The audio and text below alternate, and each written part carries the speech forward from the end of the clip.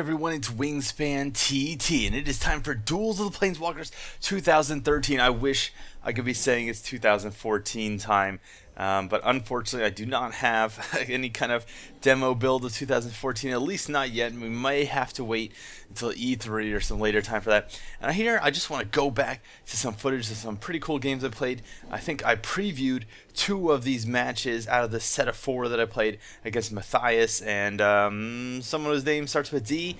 And this time I was playing with, of course, my favorite Izzet deck here, going blue-red against Goblins. And the one thing, you know, everyone says, it's so funny, in 2012, in Duels of the Planeswalkers 2012, everyone complained that Cloudburst was the worst deck in the game. Like, Cloudburst is unplayable, there's no way to win with Cloudburst, blah, blah, blah. And then we get into 2013, we go directly into it with Mindstorms, and we have a deck here that has practically no cards that you can play before turn 3. I mean, this is a pretty good starting hand. Like, this was not a bad starting hand. Sure, I was kind of like land screwed. Probably shouldn't have taken this hand, but because I don't know, he was playing Goblins, I just figured I'm going to lose anyway. Didn't want to mulligan too many times, and I figured he'd have one of these land guys, the little land searching Goblins that reveal lands off the top of your deck, and if it is land, it goes in your hand. Unfortunately, if he has 2 of them, and the top card is not a land, it doesn't dig in deeper. However, you do get this cool effect here where if the top card is a land, you could have 2. Of course, I'm taking 4 damage to face every turn right now, so I'm pretty much in a bad position. And now he's dropping another creature, Goblin Bushwhacker. It appears he's land screwed, the only thing keeping me from not being pretty much dead next turn. Or possibly this turn he could have played the Bushwhacker, kicked it, it would have been an extra 4, it would have been a lot of damage, it would have been bad. So here I get my Arc Lightning out, great, take out 2 creatures, of course I'm already down half my life. He still has 5 cards in hand, he's still at 20 life. And this is pretty much the main problem in Mindstorms. It's just, there's nothing to do before turn 3. You have a couple pingers that cost 2 mana, you have a couple mana leaks, and that's it. There's no 1 or 2 damage, 1 or 2 mana burn spells. There's no 1 or 2 mana creatures you could drop out early. It would be so good just to have some fog banks or some kind of walls or any of those Kraken hatchlings. There's really even nothing to play on turn 4. You have a couple Steam Core weirds, which yes, against Goblins would be decent now to drop. I could drop it, kill off that attacking Goblin, have a blocker in play. But it's so substandard to drop Dragonauts here. And again, this was a pretty decent hand, all things considered. Yes, I could have had more land, but really, you know, there was just not a lot to do. And of course, Reverberate is technically playable on turn 2, but what are you really going to play against it? And here, Goblin Chieftain, of course, now his creature is going to get +1/+1 and have haste. Next turn, I'm in a lot of trouble. I was really hoping to drop another Dragonauts next turn, but it's not going to be viable. All I can do is block off the 2 damage, take the 3 to the face, and go down to 5 life here. And I don't think I've made any terrible errors so far, but then again, I haven't had a lot of choice on what to play. I would have absolutely loved to hit my 5th land so that I could possibly electrolyze if it were a mountain and reverberate it and do a whole kill both those guys, draw 2 cards. It would have been absolutely great, but instead I'm going to ditch, I don't think the Spellbound Dragon. No, Beacon of Destruction is a waste of time. He doesn't have any creatures big enough to warrant doing 5 damage to. And unfortunately, Electrolyze is just not going to come into play. I want to see what he plays here. He's going to play a Goblin. And of course, this is the worst thing I could see. Battle Rattle Shaman. At the beginning of combat, a creature can get +2/+0.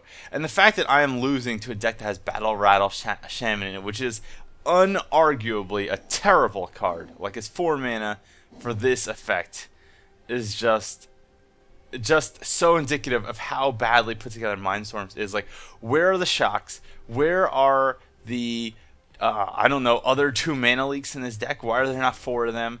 It just seems a little brutal. Now, of course, he's going to give his 2/2 guy +3/+0. Of course, this is replayed. I replayed this match. I know exactly what happens. And now I pretty much have. I was going to electrolyze, and I realized I should wait till he actually attacks. Now use the electrolyze, kill off this guy. My little Dragonauts will become 3/3, and now I can take out his. Well, I could take out the Battle Rattle, but it seems pointless. I'm going to kill off the King, which gives everything haste. I can, of course, use the next Electrolyze next turn. Hopefully, oh, no, I'll kill the Battle Rattle. I don't know why I did that. Oh, because I already killed the King. Oops. King's already dead. I figured I would leave the land guy alive so I could potentially draw more land.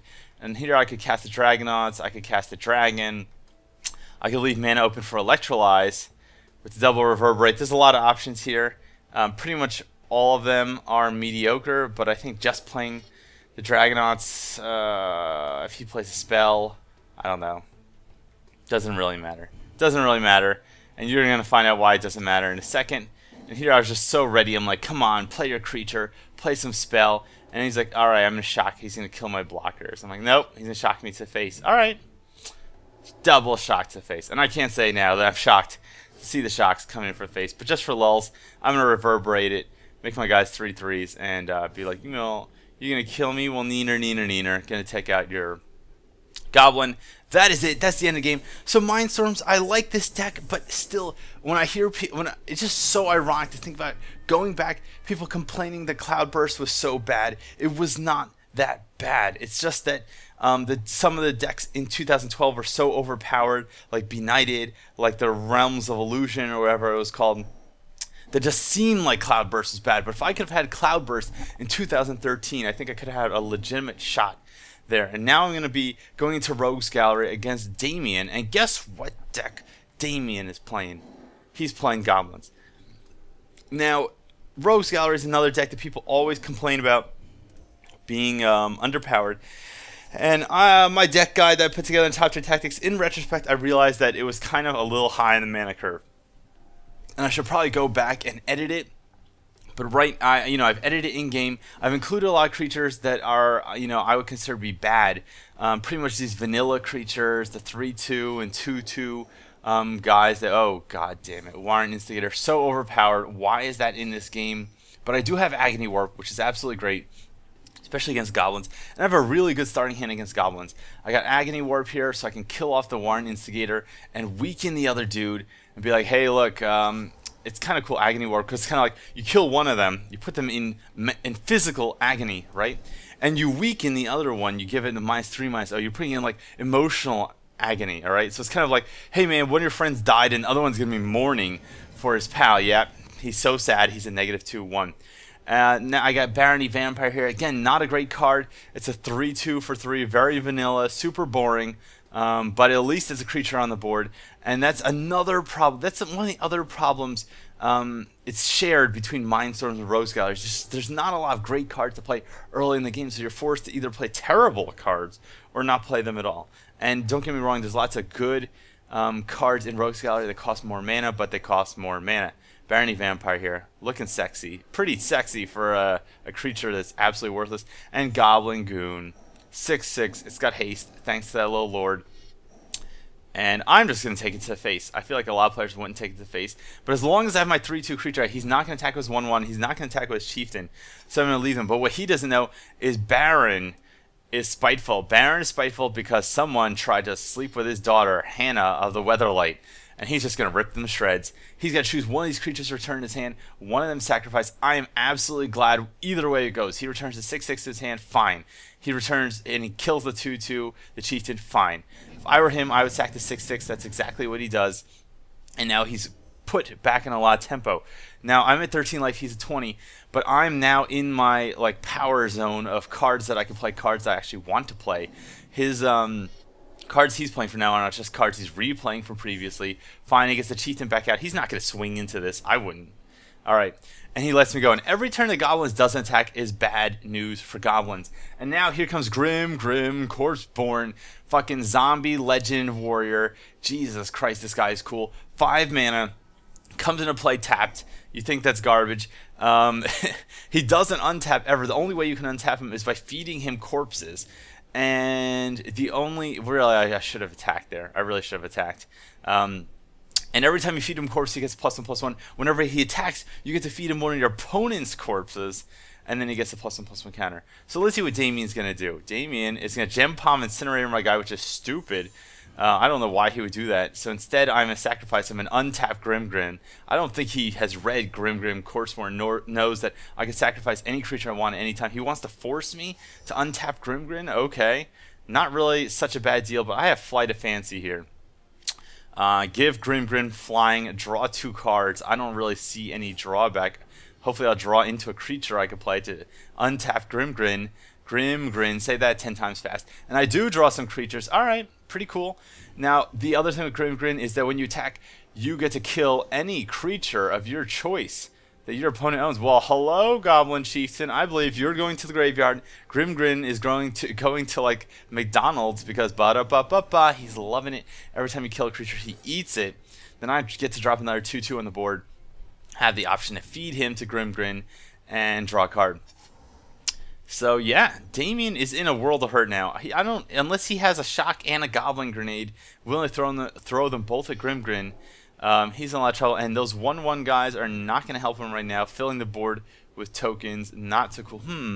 At this point, I'm like, I have Memory Plunder. I could actually get 2 tokens by playing Memory Plunder and using Krenko's Call, or whatever the hell it's called. Right now, untap Grim-Grin and just steal his guys, or I could sacrifice my own dude and my little Guildmaster there, and untap Grim-Grin, attack, make him think I'm defenseless, and then as an instant, play Memory Plunder and get a bunch of blockers, get Grim-Grin as a blocker, and just pretty much just fuck up his whole plan. So, I don't know. Or I could play Gren Alendra Liege. Could also do that. I don't have, unfortunately, enough mana to cast the Liege and the Memory Plunder, but I'm just going to go in for Grim-Grin. Weaken his forces. Now, at this point, I was like, oh, math-wise, I don't know if there's some kind of... I don't know why. There's no real reason to kill the Bushwhacker over anything else that's already in play. But I guess if I get another Baron Spite, I don't want him to have the option of returning that to his hand and recasting it with the kicker. Just going to swing in for 9 overhead. And at this point, he's like, well, I'm defenseless. I got 13 life. I'm trying to think, like, is there anything he could play to totally screw me over? If he plays if he gives all of them +1/+1, he could attack for 8. And then Goblin Grenade, that's 5. Alright, he could kill me under that situation, but I do have Memory Plunder still. Goblin Arsonist, very cool, very cool. Now he's going to attack. And here's the Memory Plunder. Now, of course, I was worried with Memory Plunder for a second. I'm like, is Memory Plunder, if I use it on a sorcery card, can I still cast a spell? The answer is yes, because basically Memory Plunder just says you can cast a spell. And now I pause the clock again. I'm going to use Grim-Grin's ability to sack one of these guys and untap it. Now, I could have just suicide sacked to block one of these guys, but I want to untap Grim-Grin so I have something to attack with next turn. And unless he has some ridiculously sneaky card that costs 1 mana and deals 9 damage, which obviously shouldn't exist, he is screwed. That's pretty much it. You saw last week that Damien rage quits out of the following game when I go for Celestial Light. I believe he played Goblins once again. I don't remember what he played, but I played Celestial Light, and he was not happy with my turn 3 combo. Totally screwed him over. Grim-Grin, doesn't even matter what I kill at this point. I'm just going to kill something. Fly in for a lethal damage, 11 damage, and that is it. Anyway, everyone, I'm WiNGSPANTT from TopTierTactics.com. I hope you enjoyed this, and I'll see you next time. Cheers.